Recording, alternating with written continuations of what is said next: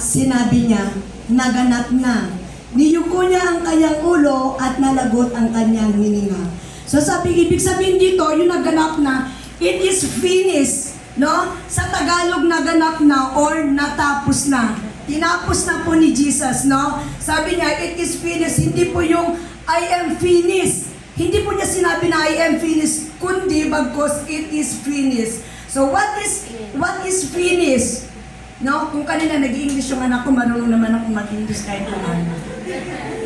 So sabi niya, what is finished? Sabi niya, una po, gusto kong maunawaan po ang bawat isa sa atin or gusto kong maintindihan ang bawat isa sa atin po, ang it is finished ay sin, ang kasalanan ng bawat isa sa atin.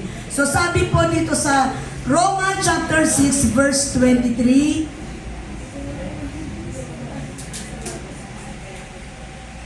sapagkat kamatayan ang kabayaran ng kasalanan, ngunit ang walang bayad na kalooban ng Diyos ay buhay na walang hanggan sa pamamagitan ni Kristo Jesus na ating Panginoon. So ang kasalanan po ay may kaparusahan po. Yan po ay ang kamatayan. Huwag natin sabihin na, ay, kasalanan, wala, basta tutuloy-tuloy lang ako, gagawa ko ng kasalanan. Hindi po, may kabayaran po yan. Yan ay ang kamatayan. Pero dahil po, sa pag-ibig ng ating Panginoong Hesus sa atin, meron po siyang in-offer.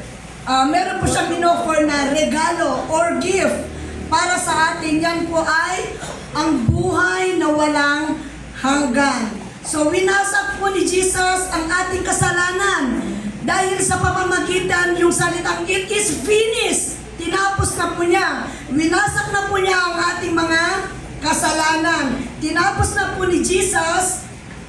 Ano man po ang iyong nararamdaman.